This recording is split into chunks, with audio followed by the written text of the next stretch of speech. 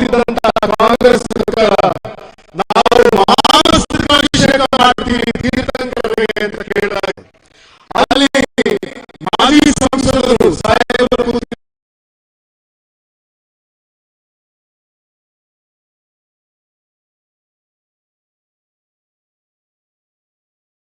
ನಾವು ಚರ್ಚೆ ಮೂಲಕ ಆಸ್ಪತ್ರೆ ಕಟ್ತೀವಿ, ಶಾಲೆ ಕಟ್ತೀವಿ, ಅವ್ರಿಗೂ ಸಹಾಯ ಮಾಡಿದೆ. ಯಾಕೆಂದ್ರೆ ಭಾರತ ಸರ್ವ ಜನಾಂಗದ ಶಾಂತಿಯ ತೋಟವಾಗಬೇಕು ಅನ್ನೋದು ನಮ್ಮ ಕನಸು. ಚುನಾವಣೆಯಲ್ಲಿ ನೀವು ಮತ ಹಾಕಬೇಕಾದ್ರೆ ಸರ್ವ ಜನಾಂಗದ ಶಾಂತಿಯ ತೋಟಕ್ಕೆ ಮತ ಹಾಕಿ, ಇಂದಿರಾ ಗಾಂಧಿಯವರ ಕೈಗೆ ಮತ ಹಾಕಿ, ಪಂಡಿತ್ ನೆಹರು ಅವರ ಕೈಗೆ ಮತ ಹಾಕಿ, ರಾಹುಲ್ ಗಾಂಧಿಯವರ ಕೈನ ಬಲಪಡಿಸುವುದಕ್ಕಾಗಿ ಮತ ಹಾಕಿ, ದೇಶದ ಸಂವಿಧಾನವನ್ನು ಉಳಿಸುವುದಕ್ಕೋಸ್ಕರ ಮತ ಹಾಕಿ, ಪ್ರಿಯಾಂಕಾ ಗಾಂಧಿ ಅವರಿಗೆ ನಮ್ಮೆಲ್ಲರ ಅಚ್ಚುಮೆಚ್ಚಿನ ಕಣ್ಮಣಿಯ ನಾಯಕಿ, ಈ ರಾಷ್ಟ್ರ ಕಂಡಂತ, ಈ ದೇಶ ಕಂಡಂತ ಎಲ್ಲೋ ಕುಟುಂಬದ ಕುವರಿ, ಈ ಒಂದು ಬಡವರ ಎಲ್ಲರನ್ನೂ ಕೂಡ ಅಚ್ಚುಮೆಚ್ಚಿನ ಪ್ರೀತಿ ವಿಶ್ವಾಸದಿಂದ ನೋಡಿರ್ತಕ್ಕಂಥ ಮಹಿಳಾ ಶಕ್ತಿಯಾಗಿ ಈ ದೇಶದಾದ್ಯಂತ ಓಟಿರ್ತಕ್ಕಂಥ ಪ್ರಿಯಾಂಕಾ ಗಾಂಧಿ ಅವರು ಈಗಾಗಲೇ ವೇದಿಕೆ ಆಗಮಿಸ್ತಾ ಇದ್ದಾರೆ. ಅವರಿಗೆ ಎಲ್ಲರ ಎದ್ದು ನಿಂತು ಈ ಒಂದು ಪುಣ್ಯ ಭೂಮಿಗೆ ಆಗಮಿಸತಕ್ಕಂಥ ಈ ಮಲ್ಕೇರಿ ಬಪ್ಪನಾಡಿ ಕ್ಷೇತ್ರಕ್ಕೆ ಆಗಮಿಸುತ್ತಿರುವ ಪ್ರಿಯಾಂಕಾ ಗಾಂಧಿ ಅವರಿಗೆ ನಮ್ಮ ನಿಮ್ಮೆಲ್ಲರ ಜನತೆಯ ಪರವಾಗಿ ಪ್ರೀತಿ ಹೃದಯದ ತುಂಬ ಹೃದಯದ ಸ್ವಾಗತವನ್ನ ಬಯಸ್ತಾ ಇದ್ದೇವೆ. ಎಲ್ಲರೂ ಕೂಡ ಈ ಪುಣ್ಯ ಭೂಮಿ ಆಗಮಿಸಿದಂತ ಆ ತಾಯಿ ಇವತ್ತು ದುರ್ಗಾ ಶಕ್ತಿ ಇವತ್ತೆಲ್ಲರಿಗೂ ಕೂಡ ಹರಿಸಲಿ. ಪ್ರಿಯಾಂಕಾ ಗಾಂಧಿ ಅವರ ಆಗಮನ ಖಂಡಿತವಾಗಿ ಕೂಡ ಪಕ್ಷದಲ್ಲಿ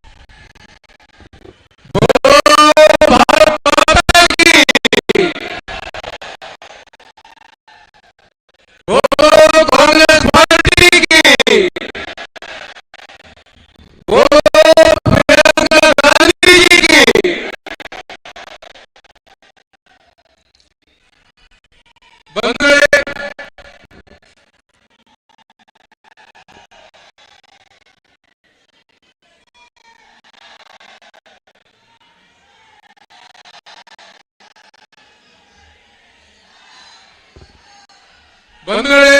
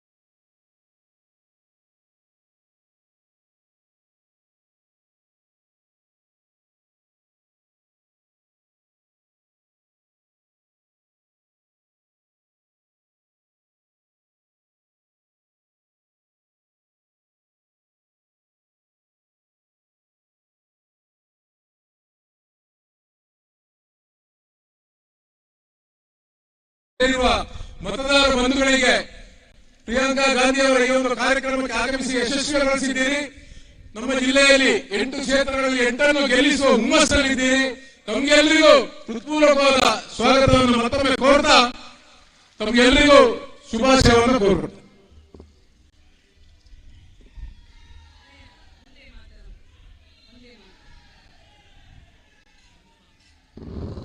ವಂದನೆಗಳು ಅಧ್ಯಕ್ಷರೇ. ಈಗ ಎಲ್ಲರಿಗೂ ನೀವು ಗೌರವವನ್ನು ಸಲ್ಲಿಸಬೇಕಾಗ್ತಾ ಇದ್ದೇವೆ. ಈಗ ನಮ್ಮ ಮುಂದೆ ಒಂದೇ ಮಾತರವನ್ನು ಹಾಡಲಿಕ್ಕೆ ಇದ್ದಾರೆ ಕುಂದರ್ ಅವರು.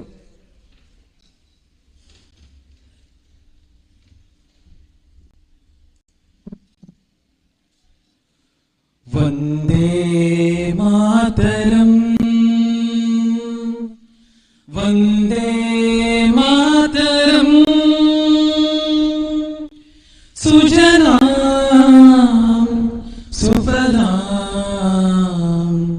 ಮಲಯಜ ಶೀತಲಂ ಸಸ್ಯ ಶ್ಯಾಮಲಾಂ ಮಾತರಂ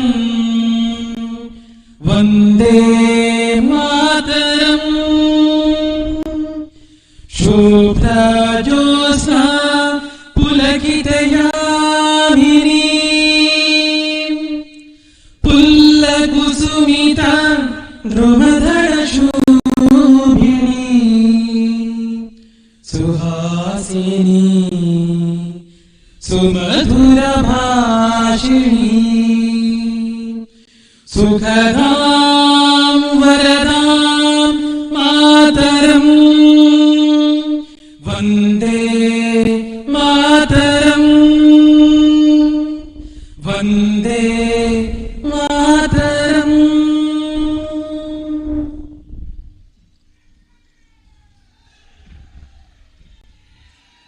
ವಂದನೆಗಳು. ಈಗ ನಮ್ಮೆಲ್ಲರನ್ನ ಉದ್ದೇಶಿಸಿ ಮಾತನಾಡಲಿಕ್ಕಿದ್ದಾರೆ ಮಂಗಳೂರು ಉತ್ತರ ಕ್ಷೇತ್ರದ ಅಭ್ಯರ್ಥಿ ಇನಾಯತ್ ಅಲಿ ಅವರು.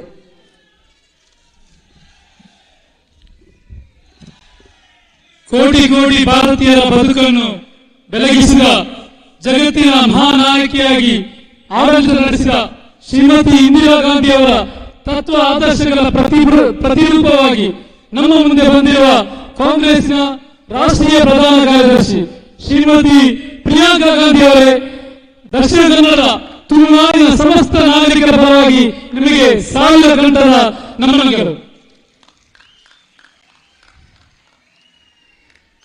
ಈ ಕಾಂಗ್ರೆಸ್ ಕುಟುಂಬವನ್ನು ಹಿರಿಯನಾಗಿ ಮುನ್ನಡೆಸುತ್ತಿರುವ ನಮ್ಮ ನಾಯಕರಾದ ಜನಾರ್ದನ್ ಪೂಜಾರಿ ಅವರೇ ಹಾಗೂ ವೇದಿಕೆಯಲ್ಲಿ ಉಪಸ್ಥಿತರಿರುವ ಎಲ್ಲ ನಾಯಕರೇ, ಇವತ್ತು ಈ ವಿಧಾನಸಭಾ ಚುನಾವಣೆಯ ಮೂಲಕ ಕರ್ನಾಟಕದ ಭಾಗ್ಯದ ಬಾಗಿಲನ್ನು ಮತದಾನದ ಮೂಲಕ ತೆರೆಯಲು ಸಿದ್ಧವಾಗಿರುವ ಸಮುದ್ರದ ಹಬ್ಬವನ್ನು ನೆನಪಿಸುವಂತೆ ಬೋರ್ಗೆಳೆಯುವ ಕಾಂಗ್ರೆಸ್ ಕುಟುಂಬದ ಸಹೋದರಂತೆ ಇರುವ ನನ್ನ ಕಾರ್ಯಕರ್ತ ಮಿತ್ರರೇ, ಇವತ್ತು ಈ ಚುನಾವಣೆ ಯಾವ ರೀತಿ 70 ವರ್ಷಗಳ ಹಿಂದೆ ಕಾಂಗ್ರೆಸ್ ಪಕ್ಷ ಮಹಾತ್ಮ ಗಾಂಧೀಜಿಯವರ ಪಂಡಿತ್ ಜವಾಹರಲಾಲ್ ನೆಹರೂರವರ ನೇತೃತ್ವದಲ್ಲಿ ಸ್ವಾತಂತ್ರ್ಯ ಹೋರಾಟ ಮಾಡಿ ಬ್ರಿಟಿಷರನ್ನು ಅಧಿಕಾರದಿಂದ ಕೆಳಗಿಳಿಸುವಂತಹ ಒಂದು ಹೋರಾಟ ಮಾಡಿದ್ದಾರೆ. ಅದೇ ರೀತಿ ಇವತ್ತು ಭ್ರಷ್ಟ ದುಷ್ಟ ಬಿಜೆಪಿ ಸರ್ಕಾರವನ್ನು ಕೆಳಗಿಳಿಸಬೇಕಾದಂತಹ ಒಂದು ಹೋರಾಟ ನಮ್ಮೆಲ್ಲರ ಹೋರಾಟವಾಗಿದೆ.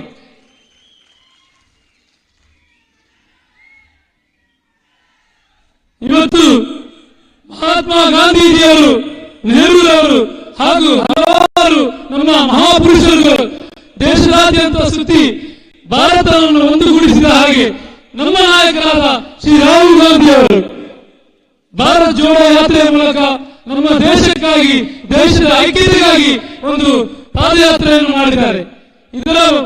ಇದಕ್ಕೆ ಉತ್ತರವಾಗಿ ನಾವು ನಮ್ಮ ರಾಜ್ಯದಲ್ಲಿ ಕಾಂಗ್ರೆಸ್ ಪಕ್ಷವನ್ನು ಅಧಿಕಾರಕ್ಕೆ ತರುವ ಮೂಲಕ ರಾಹುಲ್ ಗಾಂಧಿ ಅವರ ಮಡಿಲಿಗೆ ನಮ್ಮ ಈ ರಾಜ್ಯವನ್ನು ಅಧಿಕಾರವನ್ನು ಕೊಡಬೇಕಾಗಿ ತಮ್ಮಲ್ಲಿ ಕಳಕಳಿಯಿಂದ ವಿನಂತಿಸುತ್ತಾ, ಬಿಜೆಪಿ ಯುವಕರಲ್ಲಿ ಸಾವಿರಾರು ಸಂಖ್ಯೆಯಲ್ಲಿ ಯುವಕರು ಸೇರಿದ್ದೀರಿ. ಯುವಕರಿಗೆ ಉದ್ಯೋಗ ಇಲ್ಲ. ಒಂದು ಈ ಭ್ರಷ್ಟ ಬಿಜೆಪಿ ಸರ್ಕಾರದಲ್ಲಿ ಯುವಕರು ಉದ್ಯೋಗ ಕೇಳಲಿಕ್ಕೆ ಹೋದ ಒಂದು ಸರ್ಕಾರಿ ಉದ್ಯೋಗ PSI ನೇಮಕಾತಿಗೆ ಕೋಟಿ ಕೋಟಿ ಲಂಚ ಕೇಳ್ತಾರೆ. ಒಂದು ಉಪನ್ಯಾಸಕ ಲೆಕ್ಚರರ್ ಪೋಸ್ಟ್ಗೆ ಲಂಚ ಕೇಳುವಂತ ಈ ಭ್ರಷ್ಟ ಸರ್ಕಾರ ಸಣ್ಣ ಪುಟ್ಟ ಮಕ್ಕಳು ತಿನ್ನುವಂತ ಒಂದು ಮೊಟ್ಟೆಯಲ್ಲಿ ಕೂಡ ಕೋಟಿ ಕೋಟಿ ಲಂಚವನ್ನು ತಿನ್ನುವಂತ ಈ ಭ್ರಷ್ಟ ಸರ್ಕಾರವನ್ನು ಕಿತ್ತೊಗೆಯುವುದೇ ನಮ್ಮೆಲ್ಲರ ಧ್ಯೇಯವಾಗಬೇಕೆಂಬ ಮಾತನ್ನು ಹೇಳಿ ಇಲ್ಲಿ ಸೇರಿರುವ ಎಲ್ಲ ಕಾರ್ಯಕರ್ತರ ಪರವಾಗಿ ಇದು ನನ್ನ ಊರು. ನಮ್ಮೆಲ್ಲ ಈ ಊರಿನಲ್ಲಿ ನಮ್ಮ ನಾಯಕರಾದ ಪ್ರಿಯಾಂಕಾ ಗಾಂಧಿ ಅವರು ಇನ್ನೊಂದು ಸಲ ಅವರನ್ನು ಗೌರವಿಸುತ್ತಾ ನಮ್ಮ ಈ ಭಾಗದ ಎಲ್ಲ ಅಭ್ಯರ್ಥಿಗಳನ್ನು ಅಲ್ಲದೆ ಈ ಕ್ಷೇತ್ರದ ಮಿತ್ರರಾಗಿರ್ಬೋದು ಯುಟಿಗಾರರು ಎಲ್ಲರನ್ನು ಗೆಲ್ಲಿಸಿಕೊಡಬೇಕೆಂದು ತಮ್ಮಲ್ಲಿ ಕೇಳಿದ ನನ್ನನ್ನು ಕೂಡ ಈ ಮಂಗಳೂರು ಉತ್ತರ ಕ್ಷೇತ್ರದಲ್ಲಿ ಗೆಲ್ಲಿಸುವ ಮೂಲಕ ನನಗೆ ಒಂದು ಅವಕಾಶ ಮಾಡಿಕೊಡಬೇಕೆಂದು ಕೇಳಿಕೊಳ್ಳುತ್ತಾ, ನಮ್ಮ ಮಂಗಳೂರು ಉತ್ತರ ಕ್ಷೇತ್ರದಲ್ಲಿ ನನ್ನನ್ನು ಗೆಲ್ಲಿಸಿದರೆ ಖಂಡಿತವಾಗಿಯೂ ನಮ್ಮ ಮಂಗಳೂರು ಉತ್ತರವನ್ನು ಅಭಿವೃದ್ಧಿ ಎತ್ತರಕ್ಕೆ ತಗೊಂಡು ಹೋಗುವ ಮೂಲಕ ಸಮಗ್ರ ದಕ್ಷಿಣ ಕನ್ನಡ ಜಿಲ್ಲೆಯನ್ನು ಅಭಿವೃದ್ಧಿಯಲ್ಲಿ ಮುಂದೆ ಇನ್ನೂ ನಂಬರ್ 1 ಆಗಿ ಮಾರುತ್ತೇವೆ ಎಂಬ ಮಾತನ್ನು ಹೇಳಿ ನಿಮ್ಮೆಲ್ಲರ ಆಶೀರ್ವಾದ ಇದೇ ರೀತಿ ಹೋರಾಟ ಇನ್ನು ಮುಂದುವರಿಯಲಿ ಎಂದು ಆಶಿಸುತ್ತಾ ನನ್ನ ಮಾತನ್ನು ಮುಗಿಸ್ತೇನೆ. ಜೈ ಹಿಂದ್, ಜೈ ಕಾಂಗ್ರೆಸ್. ವಂದನೆಗಳು ಇನಾಯತ್ ಅವರೇ. ಮುಂದಕ್ಕೆ ಮುಲ್ಕಿ ಮೂಡಬಿದ್ರೆ ಕ್ಷೇತ್ರದ ಅಭ್ಯರ್ಥಿಗಳಾಗಿರ್ತಕ್ಕಂಥ ಮಿಥುನ್ ರೈ ಅವರು ನಮ್ಮ ಮುಂದೆ.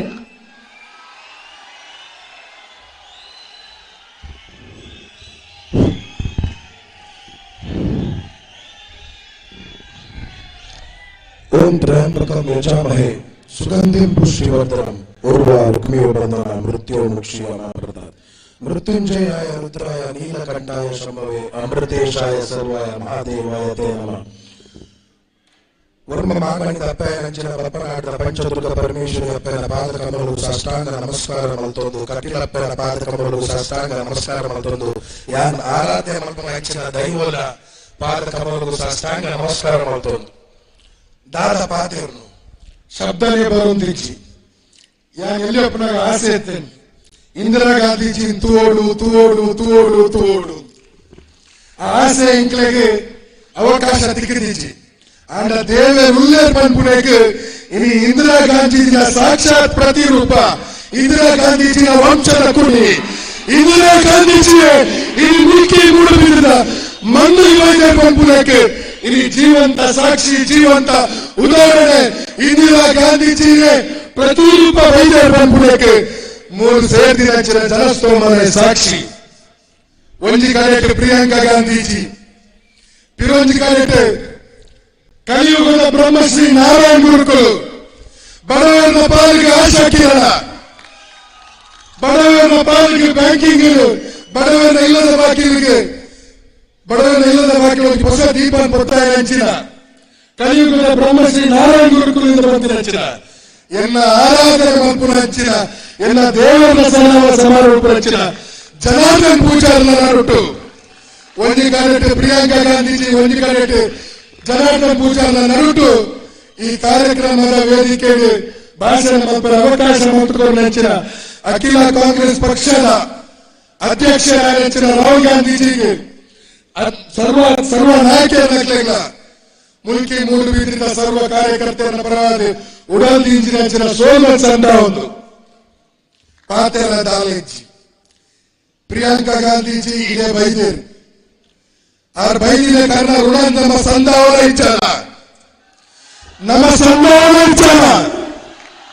13ನೇ ತಾರೀಕಿಗೆ ಮುಲ್ಕಿ ಮೂಡುಬಿದ್ರೆ ಕಾಂಗ್ರೆಸ್ ವಿಜೇತ ಪದಕ್ಕೆ ಹಾಲು ಸೇವನ ಇच्छा ಸೂಕ್ತ ಸತಿ ನಮ್ಮ ಈ ಜಿಲ್ಲೆಗೆ ನಮ್ಮ ಈ ಮಣ್ಣಿಗೆ ಪಾದಾರ್ಪಣೆ ಮಂತೊಂದುಲ್ಲೇರಿ ಒಂದು ಎಂಕಲ ಮಾತೆರ ಭಾಗ್ಯ ಅಭಯ್ ಚಂದ್ರ ಜೈನರಲ್ಲಿ ಪಡ್ತಾರೆ ನೆನಪು ಮಾಡ್ಕೊಂಡು ಆದ್ಯ ಕರ್ತವ್ಯ ಒಂದು ಯುವಕಿಗೆ ಅವಕಾಶ ತಿಕ್ಕೋಡು ಯುವ ಕಾಂಗ್ರೆಸ್ ಅಧ್ಯಕ್ಷಗೆ ಅವಕಾಶ ತಿಕ್ಕೋಡು ಬಂದ್ಬಿಡ ಒಂದು ಆಲೋಚನೆ ಎಂದಿದೆ ಇನಿ ಒಂದು ಯುದ್ಧ ಗೆಲ್ಪೆ ಹೆಂಚ ಶ್ರೀಕೃಷ್ಣ ದೇವರು ಸಾರಥಿ ಆದಿತ್ಯರ ಅಂಚನೆ ಅವರ ಪಾತ್ರ ಅಭಯ್ ಚಂದ್ರ ಜೈನ ಯುದ್ಧ ನಡೆಸಬೇಕು ಸಾರಥ್ಯಾದಿ ಕೆಲಸ ಕಾರ್ಯ ಮತ್ತೊಂದು ಈ ಚುನಾವಣೆ ಧರ್ಮ ಮತ್ತು ಅಧರ್ಮದ ನಡುವೆ ಹೆಚ್ಚಿನ ಚುನಾವಣೆ ಈ ಚುನಾವಣೆ ಸತ್ಯ ಮತ್ತು ನ್ಯಾಯದ ನಡುವೆ ಹೆಚ್ಚಿನ ಚುನಾವಣೆ ಈ ಚುನಾವಣೆ ಕಾಂಗ್ರೆಸ್ ಪಕ್ಷದ ಅಸ್ತಿತ್ವದ ಚುನಾವಣೆ ಯಾರು ದಾದ ಮಲ್ಪೆ ಪನ್ಪುನೆ ಪಾತ್ರ ಪಂದ್ರೆ ಹೆಚ್ಚಿ ಸಾವುಚಿ ಆದ್ರೆ ಈ ಜನಕ್ಕೆ ನೆದುರು ಪ್ರಮಾಣ ಮಲ್ಪೆ ಯಾರು ಹೆಚ್ಚಿನ ಪಾತ್ರ ಜನ ಎಲ್ಲ ನಾಳೆದ ಪಾದರ ಪೊಟ್ಟಾರ ಬಿಡಂದೆ ಎಲ್ಲ ಕಾರ್ಯಕರ್ತೆಯರಿಗೆ ಶಕ್ತಿ ಕೊಡುವಂಚಿನ ಕೆಲಸ ಕಾರ್ಯ ಮತ್ತೊಂದು ಎಲ್ಲ ನಮ್ಮಿನ ಜನತೆಗೆ ಶಕ್ತಿ ಕೊಡುವಂಚಿನ ಕೆಲಸ ಕಾರ್ಯ ಮತ್ತೊಂದು ಮೂರು ಏತೋ ಜನ ಕಾರ್ಯಕರ್ತರು ಬೈದೇರಿ. ಕೆಲವರಿಗೆ ಮೆಕ್ಕೆ ಆದಪ್ಪ, ಕೆಲವರಿಗೆ ಫಲ ಆದಪ್ಪ, ಕೆಲವರಿಗೆ ನಗೆ ಆದಪ್ಪ, ಕೆಲವರಿಗೆ ಪುಲ್ಯ ಆದಪ್ಪ. ಖಂಡಿತವಾದ ನಿಖಿಲ ಮನಸ್ಸು ರೀತಿಯ ಜಾಗ ಯಾನ್ ಶಾಶ್ವತವಾದ ವೈಭವ ಬಂಬುವೇತ ಪಾತ್ರ ಬರೋದು. ಈ ಜೈಕಾರ, ಈ ಶೀಲೆ, ಈ ಬಿಸಿಲು ಒಂದು ಮಾತ 13ನೇ ತಾರೀಕು ಮುಟ್ಟ ನಿಖುಲು ದೂರರು 13ನೇ ತಾರೀಕು ಮುಲ್ಕಿ ಮೂಡುಬಿದ್ರಿ ಸೇರಿದು ದಕ್ಷಿಣ ಕನ್ನಡ ಜಿಲ್ಲೆಯ ಎಲ್ಲ ವಿಧಾನಸಭಾ ಕ್ಷೇತ್ರ ಕಾಂಗ್ರೆಸ್ ವಿಜಯದ ಪದಕ್ಕೆ ಆರಿಸುವ ಮುಖಾಂತರ ಈ ಕ್ಷೇತ್ರ ಬಿಜೆಪಿ ಮುಕ್ತ ಕ್ಷೇತ್ರ ಮಲ್ಪುನಂಚಿನ ಸಂಕಲ್ಪ ಒಂದೆತ್ತೊಂದು ನಿಖಿಲ್ ಮಾತ ಆಶೀರ್ವಾದ ಒಂದೆತ್ತೊಂದು ಯಾನ್ ಜಾಸ್ತಿ ಪಾತ್ರ ಪಂಡ ಎಂಕಲ ಅಧಿನಾಯಕಿ ನೆಚ್ಚಿನ ಪ್ರಿಯಾಂಕಾ ಗಾಂಧೀಜಿ ಪಾತ್ರದಲ್ಲೇರು ಯಾನ ಪಾತ್ರ ವಿರಾಮ ಕೊರ್ಪುನೆ ತುಂಬು ನಿಖಿಲ ಶೀಳೆ, ನಿಖಿಲ ಚಪ್ಪಾಳೆ, ನಿಖಿಲ ಗೊಬ್ಬೆ ಓಡೆ ಮುಟ್ಟ ಕೇಳೋಡು ಬಂದ ಬಿಜೆಪಿ ಅಭ್ಯರ್ಥಿ ನನ್ನ ಪಪ್ಪನ ಮೂಚಿದಿಲ್ಲ ಇಲ್ಲಾಂದ್ರೆ ಬಿಜೆಪಿ ನಾಯಕ ಆತ ನಿಖಿಲ ಶೀಳೆ ಗೊಬ್ಬರ ಚಪ್ಪ ಯಾವ ನಿಖಿಲ ಶೀಳೆ ಗೊಬ್ಬರ ಚಪ್ಪಾಳೆ ಏತುಕೊಂಡು ಬಂದ ನಿಖಿಲ ಶೀಳೆ, ನಿಖಿಲ ಚಪ್ಪಾಳೆ, ನಿಖಿಲ ಗೊಬ್ಬರ ಏತುಕೊಂಡು ಬಂದ ಅವು ಮಾತಾ ಪ್ರಿಯಾಂಕಾ ಗಾಂಧೀಜಿಗೆ ಆಶೀರ್ವಾದ ರೀತಿಗೆ ನಿಖಿಲರಿಗೆ ಶೀಲೆ ಚಪ್ಪಾಳೆ ಹಾಕದೆ ಅದರಲ್ಲಿ ಎತ್ಕೊಂಡೇ ಬಂದ್ಬಿಡುತ್ತೆ ಪಾತ್ರ ಬರೋದು. ಈ ಜನ್ಮ ಕಾಶಿ ಯುವಕಿಯರಿಗೋಸ್ಕರ ಉದ್ಯೋಗ ಸೃಷ್ಟಿ ಮಾಡ್ತದೆ. ದೀನ ದಲಿತರಿಗೆ, ಪರಿಶಿಷ್ಟ ಜಾತಿ, ಪರಿಶಿಷ್ಟ ಪಂಗಡಗಳಿಗೆ ಸಾಮಾಜಿಕ ನ್ಯಾಯ ಕೊರತು ಈ ಕ್ಷೇತ್ರ ಪ್ರಗತಿವಂತ ಕ್ಷೇತ್ರ आवड, ಈ ಕ್ಷೇತ್ರ ಉದ್ಯೋಗವಂತ ಕ್ಷೇತ್ರ आवड.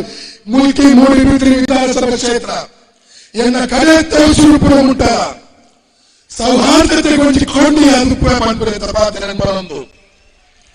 ಎನ್ನ ಜನ್ಮಸ್ಥಾನ ಮಂಗಳೂರು ಆದಿತ್ಯ ನಗರ, ಎನ್ನ ಕರ್ಮಸ್ಥಾನ ಮುಲ್ಕಿ ಮೂಡುಬಿದ್ರಿ. ಎನ್ನ ಕಡೆ ತೋರಿಸುವ ಮುಟ್ಟ ನಿಖಿಲ ಸೇವಕ್ಕೆ ಅದು ನಿಖಿಲ ಚಾಕರಿ ಮಲ್ಪುನಾದು ಎನ್ನ ಮಣ್ಣು ಮಲ್ಪುರ ಈ ಮಣ್ಣೆ ಮಣ್ಣು ಮಲ್ಪುರ ಬಂಪುರ ಪಾತ್ರ ಬರೋದು. ಸ್ವರ ಪೋತುಂಡು ಪಾತೆ ಮಂಚಿನ ಶಕ್ತಿ ಇಜ್ಜಿ ಪೂರ ಶಕ್ತಿ ಪೂರ ಸ್ವರ ಅಕ್ಕನ ಎದುರು ಪೂರ ನಿಷ್ಕ್ರಿಯ ಆಗ್ಬೋತುಂಡು. ಜಾಸ್ತಿ ಪಾತ್ರ ಈ ವೇದಿಕೆ ನಮ್ಮ ಅಧಿನಾಯಕಿ ನೆಂಚಿನ ಪ್ರಿಯಾಂಕಾ ಗಾಂಧೀಜಿಗೆ ಬುಡ್ದು ಕೊಡುವ ಬಂಪುರ ಪಾತ್ರ ಬರೋದು. ಎನ್ನ ರಡ್ಡು ಪಾತ್ರೆಗೆ ವಿರಾಮ ಚುಕ್ಕಿ ಕೊಟ್ಟ ಜೈ ಜೈತುಲ್ಲಾಡ್.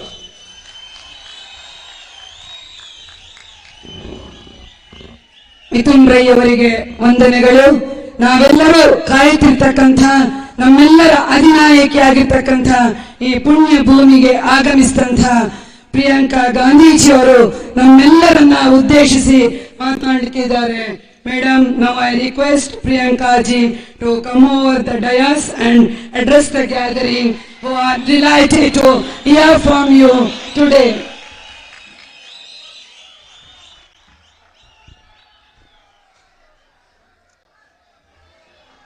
श्री और नहीं है, हिंदी में बोलूंगी तो ठीक है, अनुवाद कराऊं, आप ट्रांसलेट करेंगी? श्री जनार्दन पुजारी जी, जो मेरे पिताजी के साथी थे, मुझे अच्छी तरह याद है मेरे पिताजी आपका नाम काफी लेते थे बातचीत में. डॉक्टर अजय कुमार जी, श्री हरीश कुमार जी, श्री मंजुनाथ भंडारी जी, श्री अभय चंद्र जैन जी, यहाँ के उम्मीदवार श्री मिथुन राय जी, श्री इनायत अली जी और मंच पर उपस्थित सभी कांग्रेस पार्टी के नेतागण, पदाधिकारी, मेरे कार्यकर्ता बहनों और भाइयों और यहाँ के मेरे बहन, मेरी बहनें, मेरे भाई, आप सभी का इस सभा में बहुत बहुत स्वागत.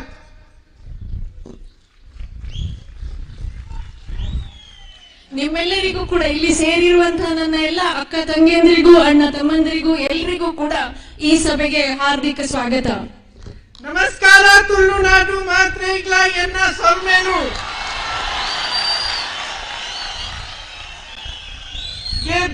की धरती है, ಇದು ದೈವದ ಭೂಮಿ ಆದಿಪ್ಪುನಂಚಿನ ಊರು, धार्मिक नगरी है मूडबिद्री, ಧರ್ಮದ ಊರು ಈ ಮುಲ್ಕಿ ಮೂಡುಬಿದ್ರೆ. जैन धर्म की भी पवित्र धरती पवित्र नगरी है, ಜೈನ ಧರ್ಮದ ಪವಿತ್ರ ಭೂಮಿ ಈ ಮೂಡುಬಿದ್ರೆ. कटेल दुर्गा परमेश्वरी जी, बप्पा नाडू परमेश्वरी का आशीर्वाद है आपकी धरती पर। ಬಪ್ಪನಾಡು ದುರ್ಗಾ ಪರಮೇಶ್ವರಿ ಹಾಗೂ ಕಟೀಲ್ ದುರ್ಗಾ ಪರಮೇಶ್ವರಿ ಆಶೀರ್ವಾದ ಇದೆ ಈ ಭೂಮಿಯ ಮೇಲೆ. धार्मिक धरती है, यहाँ का एक बहुत पुराना बहुत गहरा संदेश पूरे प्रदेश और पूरे देश में है। ಧರ್ಮದ ಊರಾಗಿರುವಂತಹ ಈ ಊರಿನಿಂದ ಒಂದು ತುಂಬಾ ಒಳ್ಳೆಯ ಸಂದೇಶ ಇಡೀ ದೇಶಕ್ಕೆ ಹರಡಿದೆ. सबका सम्मान, प्रेम के साथ सबके साथ काम करना, आगे बढ़ना, और इसके साथ साथ जो सभी धर्मों का संदेश होता है, ಎಲ್ಲರ ಜೊತೆಗೂಡಿ ಎಲ್ಲರನ್ನ ಪ್ರೀತಿ ವಾತ್ಸಲ್ಯದಿಂದ ಜೊತೆಗಾಗಿ ಮುಂದೆ ಕರೆಸಿಕೊಂಡು ಹೋಗುವಂತ ಒಂದು ಸಂದೇಶವಾಗಿದೆ. कि सत्य अपने दिल में होना चाहिए और सत्य की भावना से सेवा करनी चाहिए। ಸತ್ಯ ನಮ್ಮ ಹೃದಯದಲ್ಲಿ ಇರಬೇಕು, ಸತ್ಯದ ಭಾವನೆಯೊಂದಿಗೆ ನಾವು ಸೇವೆಯನ್ನ ಮಾಡಬೇಕು. ये जो सेवा की और सत्य की भावना है, ये कोई बड़ी चीज नहीं है। ये सबके दिल में, चाहे छोटा काम कर रहा हो कोई, चाहे घर में माँ अपने बच्चों की परवरिश करती है, चाहे किसान अपनी खेती करता है, तो वो भी एक तरह से सेवा करता है। और उस सेवा को अगर मेहनत से ईमानदारी से करता है तो ये बहुत एक अहम बात होती है, और यही आपकी संस्कृति आपकी सभ्यता ने आपको सिखाया। ಈ ಸೇವೆಯ ಮನೋಭಾವನೆಯನ್ನು ಹೃದಯಪೂರ್ವಕವಾಗಿ ನಾವೆಲ್ಲರೂ ಮಾಡ್ತೇವೆ. ಅದು ನಮ್ಮ ತಾಯಿಯ ಹೃದಯ ಆಗಿರಬಹುದು ಅಥವಾ ಒಬ್ಬ ವ್ಯಕ್ತಿ ತನ್ನ ರೈತರು ಕೂಡ ಮಾಡುವಂತ ಸೇವೆ ಆಗಿರಬಹುದು. Ma'am, I lost the last sentence. I missed the last sentence. अच्छा, no translation? Yes, we can. Yes. Okay, ठीक है। देखिए, मेरे कहने का मतलब क्या है कि आप सब मेहनत और ईमानदारी से काम करते हैं, और जिस हद तक आप कर सकते हैं, जितना भी आप काम करते हैं, चाहे वो छोटे से छोटा काम हो, घर में काम हो, नौकरी हो, आपकी खेती हो, या आप मछुआरे हैं तो जो आपका काम है समुद्र में जो आप काम करते हैं, ये सब चीजें अगर आप ईमानदारी और सत्य और सेवा की भावना से करें तो ये सब देश के निर्माण में भागीदार होती हैं। तो जब देश बनता है, प्रदेश बनता है, तो आप ही उस प्रदेश उस देश के निर्माता बनते हैं, और हर धर्म ने यही सिखाया है।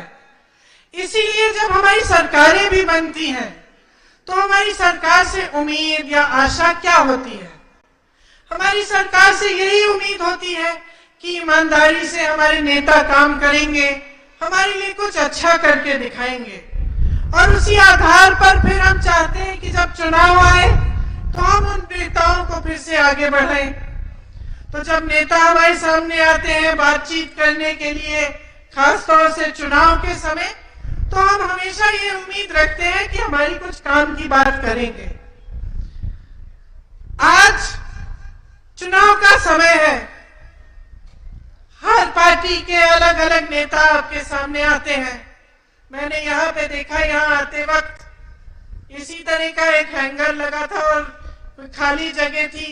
शायद मैंने पूछा किसकी मीटिंग थी, तो कहा कि कुछ दिनों पहले प्रधानमंत्री जी मोदी जी भी आए थे यहाँ, तो उनकी भी मीटिंग हुई। तो आप सबसे उम्मीद यही रखते होंगे कि चुनाव के समय जो आपके मुद्दे हैं, जो आपके लिए महत्वपूर्ण है, आपकी जीवन से जुड़े हुए हैं, उन मुद्दों पर नेता बात करेंगे, अलग अलग पार्टियों के लोग बात करेंगे, ताकि आपको पता चले कि इन लोगों ने आपके लिए क्या किया, और कौन सी योजनाएं बना रही हैं, भविष्य में आपके लिए क्या करना चाहते हैं।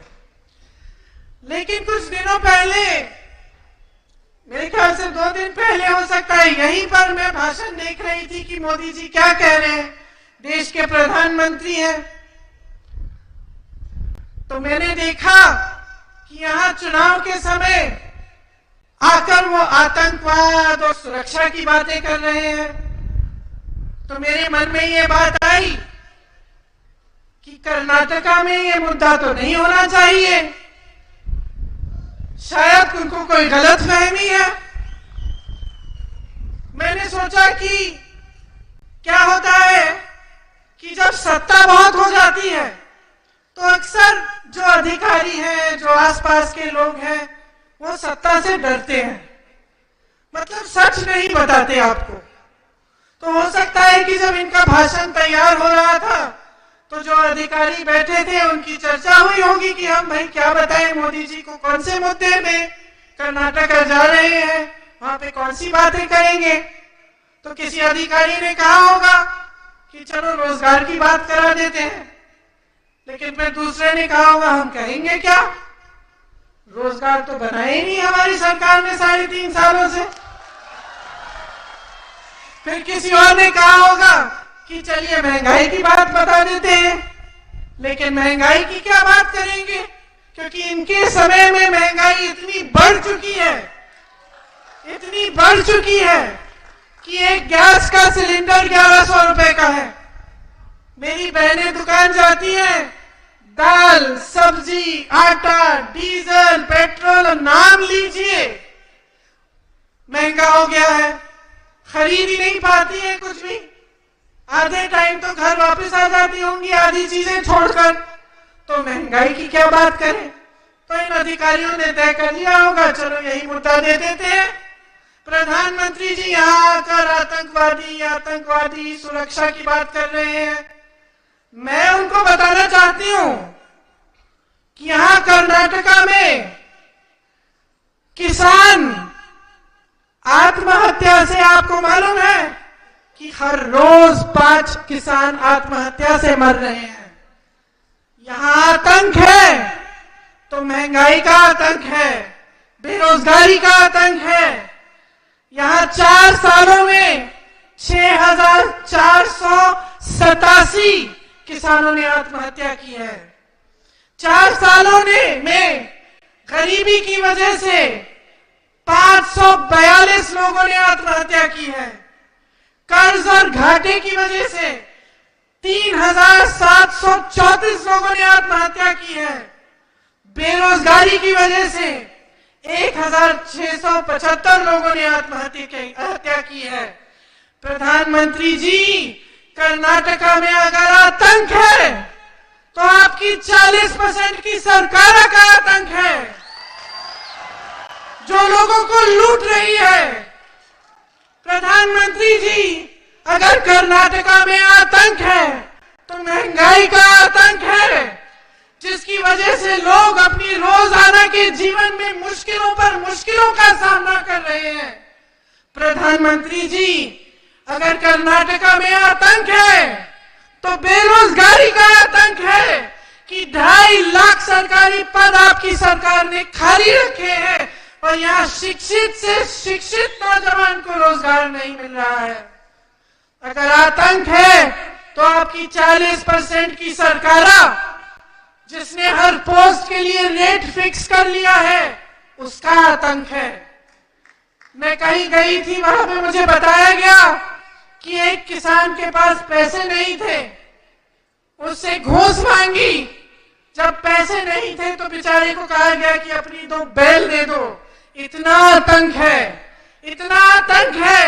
कि जब 8 करोड़ रुपए कैश किसी विधायक के बेटे के घर में मिलते हैं तो कोई कार्रवाई नहीं होती, कुछ नहीं होता उसको, बल्कि उसके पिताजी एक परेड निकालते हैं।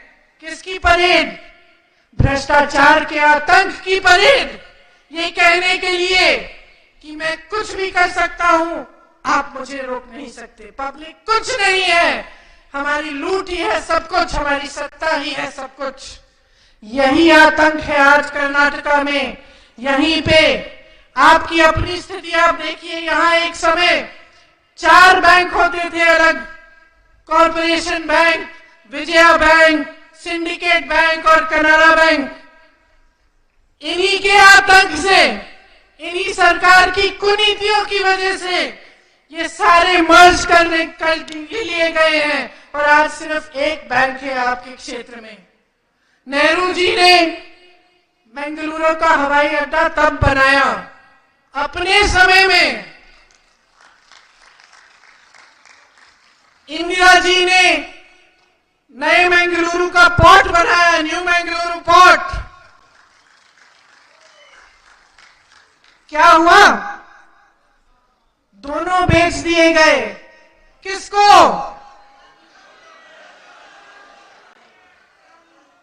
और क्यों?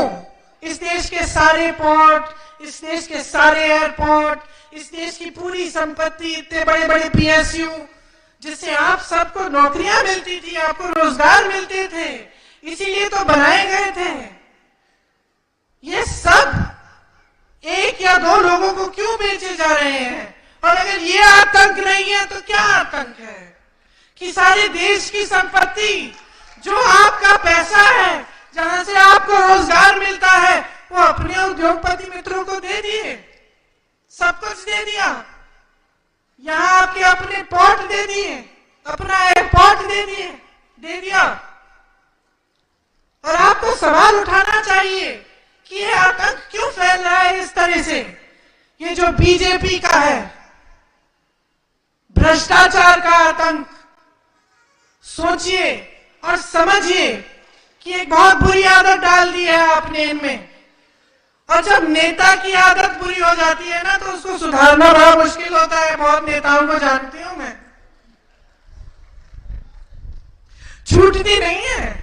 एक बार ये लालच और सत्ता और लूट की आदत पड़ जाती है तो सारा ध्यान उसी पर जाता है कि कहां से मैं कितने पैसे बना पाऊंगा। ये नहीं आता दिमाग में कि कहां से किस तरह से मैं विकास कर पाऊंगा। ये नहीं आता दिमाग में कि इनकी समस्या है किसानों की, किस तरह से सुलझाऊं, या महिलाओं को क्या क्या संकट है उनके जीवन में, कैसे सुलझाऊं।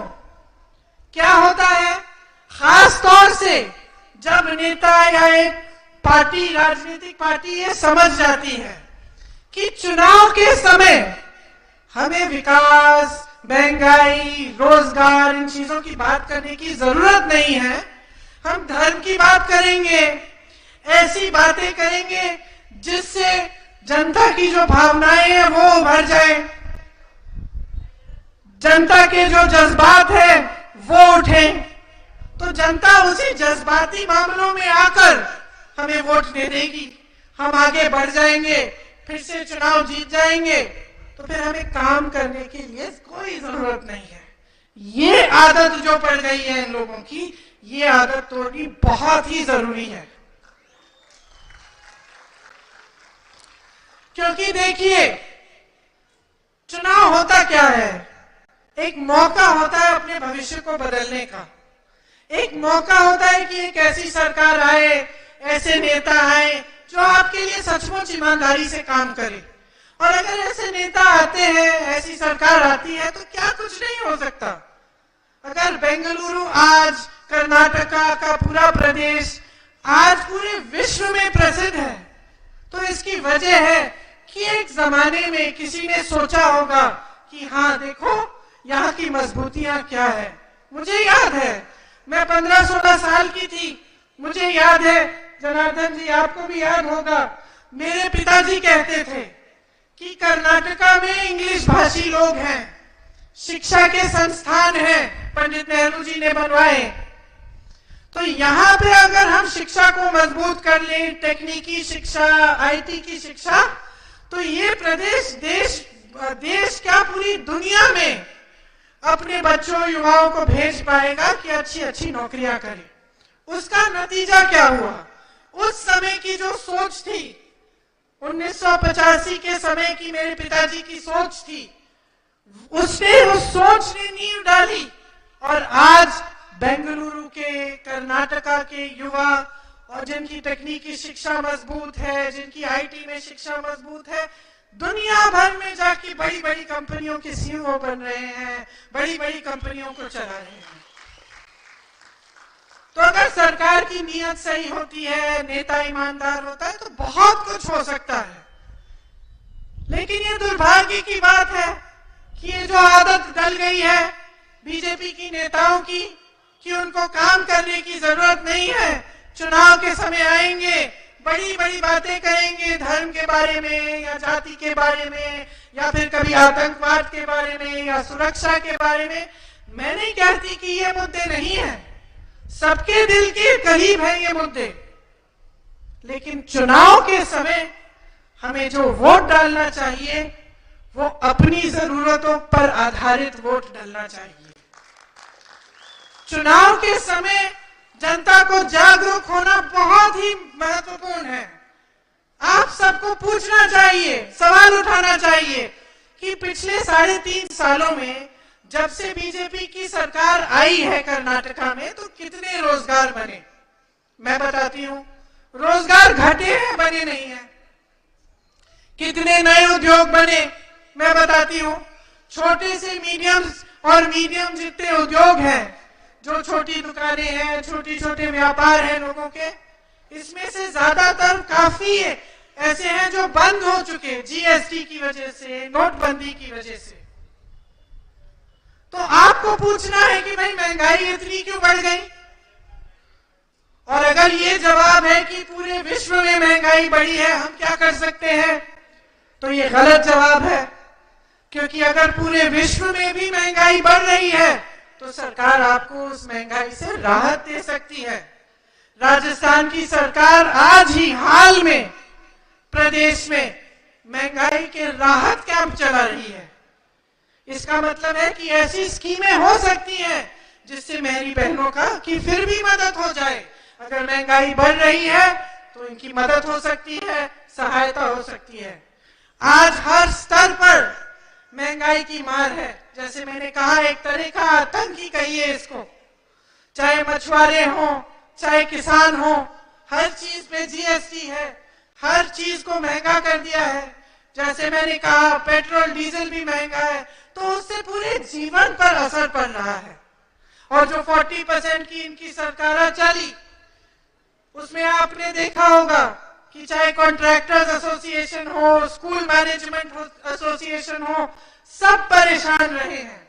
कर्नाटका के 1.5 लाख करोड़ रुपए लूटे गए हैं।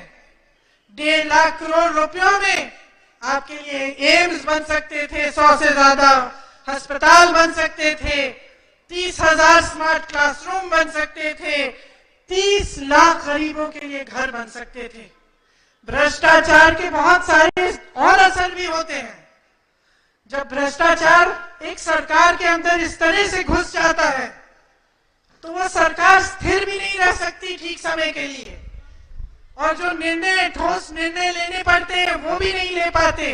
सब सोच रहे होते हैं कि कब मैं मुख्यमंत्री बनूंगा, किस तरह से मैं भी लूटूं। तो इसलिए इस सरकार में मुख्यमंत्री भी बदले, एक नहीं, दो उससे ज्यादा भी मुख्यमंत्री बदलते रहेंगे तो सरकार ना ठोस निर्णय ले रही है, मुख्यमंत्री बदल रहे हैं, आपस में लड़ाइयां हो रही हैं, क्योंकि लूट लालच सत्ता है सबके मन में, सबके दिमाग में। और इन परिस्थितियों में जो जनता के मुद्दे हैं, जनता की जरूरतें हैं, वो नकारी जाती है। तो मैं आपसे पूछना चाहती हूं, कैसे गुजारा करोगे? आपकी नंदिनी अच्छी चलती थी, उसको भी लूटने की कोशिश, गुजरात से अमूल को लाकर उसको मर्ज करने की कोशिश, खाली पद, नौकरियां नहीं दी, पोस्ट के रेट फिक्स है, लोगों को घूस देने के लिए क्या क्या करना पड़ता है, महंगाई की वजह से आप आगे बढ़ नहीं पा रहे हैं। तो आप इन सब परिस्थितियों को बदलना चाहते हैं कि नहीं? ये मुख्य सवाल है जिस पर आपको ध्यान रखना चाहिए चुनाव के समय, कि ये जो परिस्थितियां हैं जिनसे आप जूझ रहे हैं, जिनका सामना करने के लिए किसी ओर से समर्थन नहीं मिल रहा है, आपको मदद नहीं मिल रही है, इनको आप बदलेंगे कैसे? देखिए, चुनाव का समय बदलाव लाने का समय होता है। जैसे मैंने कहा, अगर एक ऐसी सरकार आए जो सचमुच आपके लिए काम करना चाहे तो बहुत कुछ हो सकता है। कांग्रेस कह रही है कि हमारी कुछ गारंटीज हैं। हम इसको गारंटी इसलिए कह रहे हैं क्योंकि जब हमने कुछ कहा या कोई वादा किया कि हम ऐसा करने जा रहे हैं, तो ज्यादातर अगर आप हमारे प्रदेशों में देखें जहां कांग्रेस की सरकार है, वहां वो वादे पूरे किए गए हैं। छत्तीसगढ़ में वादा किया था कि किसानों का कर्ज माफ करेंगे, 18 लाख किसानों के कर्ज माफ किए। राजस्थान में किसानों के कर्ज माफ किए। यहां भी जब शुरू में हमारी सरकार बनी थी तो किसानों के कर्ज माफ होना शुरू हुआ था। जब हमने कहा कि पुराने पेंशन की स्कीम लागू होगी, क्योंकि हमें पता चला कि जनता बहुत परेशान है, जो नई पेंशन की स्कीम है इससे लोग घबरा रहे हैं। जो कर्मचारी पूरे जीवन काम करते हैं सोच रहे हैं कि जब मैं रिटायर होऊंगा तो मेरे पेंशन के पैसे कहां जाएंगे, अगर कहीं स्टॉक मार्केट गिर गई, कुछ हो गया तो मेरा क्या होगा। तो हमने समझा कि एक समस्या है और पुरानी पेंशन स्कीम हमने अपने प्रदेशों में लागू करनी शुरू की।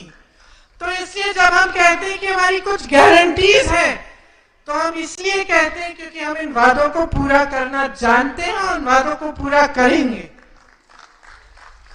आपको याद होगा कि जब हमारी सरकार थी तो अन्न भाग्य, क्षीर भाग्य, क्षीरधारे, पशु भाग्य, इंदिरा कैंटीन, इस तरह की सारी स्कीमें थी। आज हम गारंटी देते हैं कि जो 2.5 लाख सरकारी रोजगार है, पद है जो खाली है, उनको 1 साल के अंदर अंदर हम भरने की पूरी कोशिश करेंगे। आज हम गारंटी देते हैं कि हम 100% विकास लाएंगे। गृह ज्योति की एक योजना लाएंगे जिसमें 200 यूनिट बिजली के सबको फ्री में मिलेंगे। गृह लक्ष्मी योजना लाएंगे क्योंकि हम समझते हैं कि हमारी बहनें कितना संघर्ष कर रही हैं अपने घर चलाने के लिए। तो एक गृह लक्ष्मी की योजना होगी जिससे हर गृहस्थ महिला को 2000 रुपए अपने अकाउंट में सीधे सरकार देगी। जो परिवार में जो सबसे मुख्य महिला है उसी के अकाउंट में जाएंगे। अन्ना भाग्य में आपको 10 किलो चावल मिलेंगी। युवा निधि की योजना बना रहे हैं जिसमें जो युवा बेरोजगार है लेकिन ग्रेजुएशन कर चुके हैं उनको 3000 रुपए प्रति महीने मिलेंगे। जिनके पास डिप्लोमा है उन्हें 1500 रुपए प्रति माह मिलेगा। नंदिनी को हम मजबूत करवाएंगे। मेरी बहनें, आपके लिए बस पास कहीं भी जाने के लिए फ्री होगा। आंगनवाड़ी की बहनों के लिए आपका जो मानदेय है, जो बहुत समय से नहीं बढ़ाया गया है, उसे 15,000 रुपए तक बढ़ाएंगे। जो मिनी आंगनवाड़ी है उनके लिए 10,000 रुपए तक, जो आशा बहुएं हैं उनके लिए 8,000 रुपए तक। आप रिटायर होंगी पूरे जीवन आंगनबाड़ी में काम करके, तो जो मेन आंगनबाड़ी है उनके लिए 3 लाख रुपए और जो मिनी है उनके लिए 2 लाख रुपए दिया जाएगा। 1.5 लाख करोड़ रुपए जो आपसे लूटे गए हैं वो कृषि के आधुनिकीकरण के लिए एक फंड में डाले जाएंगे जिससे किसानों को सुविधाएं मिलेंगी। टुल्लू भाषा को संविधान की 8वीं अनुसूची में डालने का प्रस्ताव दिया जाएगा। रोजगार, निवेश, पर्यटन और शांतिपूर्ण तरक्की के लिए 2500 करोड़ रुपए हर साल करावली डेवलपमेंट अथॉरिटी में आप ही के क्षेत्र के लिए रखा जाएगा। एक स्कीम हमने सोची है, स्टैंड विद मोगामीरा स्कीम, जिसमें मछुआरों के लिए 10 लाख रुपए इंश्योरेंस का प्रबंध किया जाएगा। मछुआरा बहनों के लिए 1 लाख रुपए इंटरेस्ट फ्री लोन उपलब्ध किया जाएगा। जब आप फिशिंग बोट खरीदने के लिए निकलते हैं तो आपके लिए 25 लाख रुपए की सब्सिडी मिलेगी। इसी क्षेत्र में 3 लाख रोजगार हम बनाने का प्रयास करेंगे, ताकि यहाँ के नौजवान जो शिक्षित है, काबिल है, वो बेरोजगार न रहे। डीजल सब्सिडी को 25 रुपए लीटर तक बढ़ाया जाएगा। हर दिन 500 लीटर तक आप ले सकेंगे। श्री नारायण गुरु डेवलपमेंट बोर्ड को 1250 करोड़ रुपए का बजट दिया जाएगा, जो आपकी सुविधा के लिए होगा। आईटी इंडस्ट्री, गारमेंट्स, इसका हब बनाया जाएगा। यहाँ हब माने यहाँ पे इसको मजबूत करेंगे, इनके लिए सारी सुविधाएं देंगे, ताकि यहाँ से देश और दुनिया में यहाँ से आप मशहूर हो पाए इन चीजों में। अरिका नट के किसान जो है, उनकी सुविधा के लिए एक 50 करोड़ का फंड बनाया जाएगा।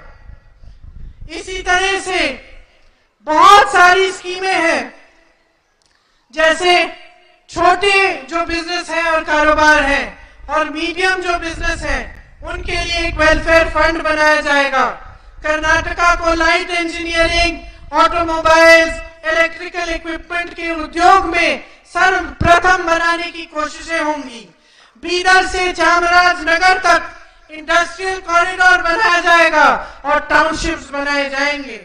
और कई ऐसी विधानसभाओं में 10 करोड़ रुपए दिए जाएंगे स्टार्टअप फंड के लिए, ताकि अगर कोई नौजवान अपना स्टार्टअप खुद शुरू करना चाहे तो वहीं पर विधानसभा के स्तर पर उसकी सहायता हो पाए। बेंगलुरु में टूरिज्म और बिजनेस के लिए एक गोल्ड एंड डायमंड पार्क बनाना चाहते हैं हम, जैसे दुबई में है।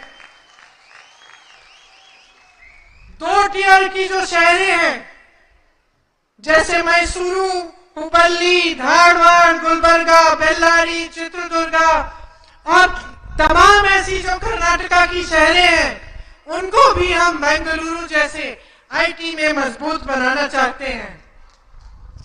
तो ऐसी बहुत सारी स्कीमें हैं जो हम आपके लिए करना चाहते हैं, और हमने अलग अलग प्रदेशों में जहां हमारी सरकारें हैं वो करके भी दिखाया है काम, और आज भी कर रहे हैं। तो अब आप ही पर निर्भर है कि आप आगे बढ़कर अपने भविष्य को मजबूत बनाने के लिए क्या चाहते हैं।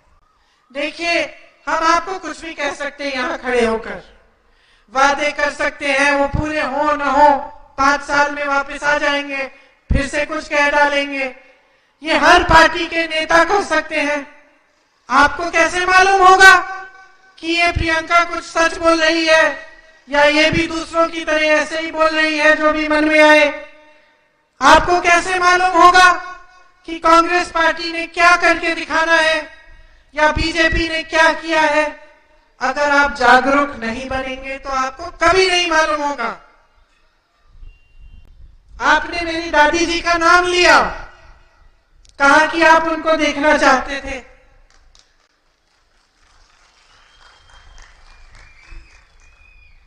और आप सब भी अगर आज यहां आए हैं मुझे देखने, तो कहीं ना कहीं मन में ये बात होगी कि एक समय में इंदिरा जी ने बहुत अच्छे काम किए थे। तो ये किस आधार पर आपने निर्णय लिया, या आपको पता चला, या आपकी जानकारी है कि इंदिरा जी ने कुछ किया? क्योंकि आपका, जनता का, आपसे पहले जो पीढ़ियों का वो अनुभव रहा। उन्होंने देखा कि जब हमारी समस्या होती थी तो इंदिरा जी आती थी, हमारी बातें सुनती थी, समस्या को हल करने की कोशिश करती थी। कांग्रेस की सरकारों ने इतनी सारी स्कीमें दी, उस समय अन्न भाग्य में अगर हमें चावल मिलती थी तो खाने लायक थी, आज खाने लायक ही नहीं है। उस समय अगर इतने किलो थी तो आज कम मिल रही है। तो ये सारी चीजें जो है ये आप ही के अनुभव की बातें हैं। ये कोई नेता आपको नहीं समझा सकता। ये आपका जीवन कैसा चल रहा है, पिछले 3.5 सालों में क्या तरक्की हुई कि नहीं हुई। अब मैं आपसे पूछना चाहती हूँ, क्या आपकी तरक्की हुई है? नहीं हुई है? क्या महंगाई बढ़ी है? क्या बेरोजगारी बढ़ी है या घटी है? बढ़ी है। तो ये आपका अनुभव है।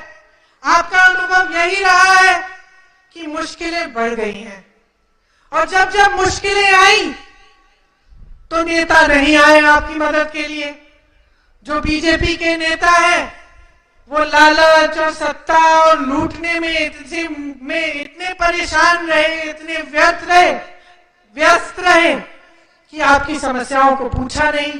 तो ये आप ही का अनुभव है, और जब तक आप जागरूक रहेंगे और आपकी जागरूकता आपके अनुभव को पहचानेगी और नेताओं की सच्चाई पहचानेगी और ये देखेगी कि भाई चुनाव के समय ये नेता तो आकर हमारी काम की बात कर गया, उसने कहा कि महंगाई बढ़ गई है, ये स्कीम लाएंगे या शिक्षा के संस्थान बनाएंगे या इंडस्ट्रियल हब बनाएंगे, लेकिन वो जो नेता है वो आया, उसने धर्म की बातें कर ली, उसने आतंकवाद की बातें कर ली, लेकिन हमारी बात नहीं की।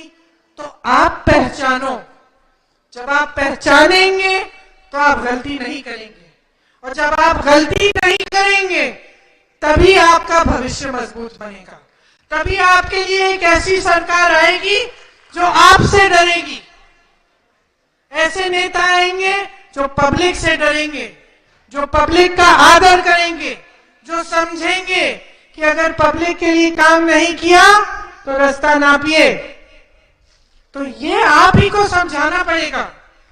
नेता की आदत को ठीक करना आपका काम है। अब मन बना लीजिए कि जो कर्नाटका में पिछले 3.5 सालों से हुआ है वो बहुत गलत हुआ है आपके साथ। नुकसान आपने झेला है, मुश्किलों का सामना आपने किया है। ये लोग तो अपने महल बनाते रहे, लेकिन आपका नुकसान हुआ। तो अब 10 तारीख को चुनाव आ रहा है, हमारे 2 उम्मीदवार आपके सामने हैं, खड़े हो जाइए।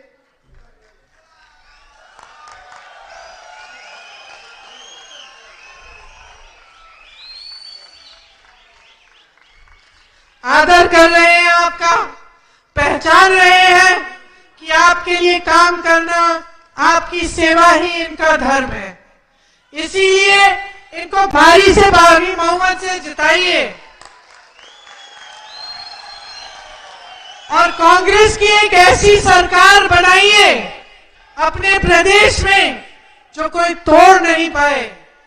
मजबूत सरकार बनाइए, पूर्ण बहुमत से जिताइए, ताकि 5 सालों के लिए आपको एक ऐसी ठोस स्थिर सरकार मिले जिसे कोई हिला ना पाए, जो आपके लिए दिन रात एक करे, काम करना बंद नहीं करे जब तक कर्नाटका को अपनी शान वापस नहीं मिले। हमारे पूरे देश को आपके प्रदेश पर गर्व है। आपकी संस्कृति, आपकी सभ्यता, आपकी कला, आपकी मेहनत, आपकी ईमानदारी एक मिसाल है पूरे देश के लिए। सबको गर्व है कर्नाटका पे।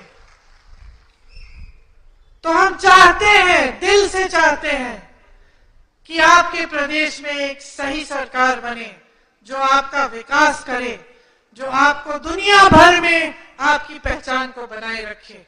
और मेरी पूरी उम्मीद है कि 10 तारीख को जब आप नई सरकार चुनेंगे तो आप सही निर्णय लेंगे, कांग्रेस पार्टी को ही जिताएंगे और अपने ही भविष्य को मजबूत बनाएंगे। बहुत बहुत धन्यवाद। आपने बड़ी ध्यान से मेरी बातें सुनी। एक बार मेरे साथ कहिए, कर्नाटका की, कर्नाटका की, कर्नाटका की जय हिंद। धन्यवाद।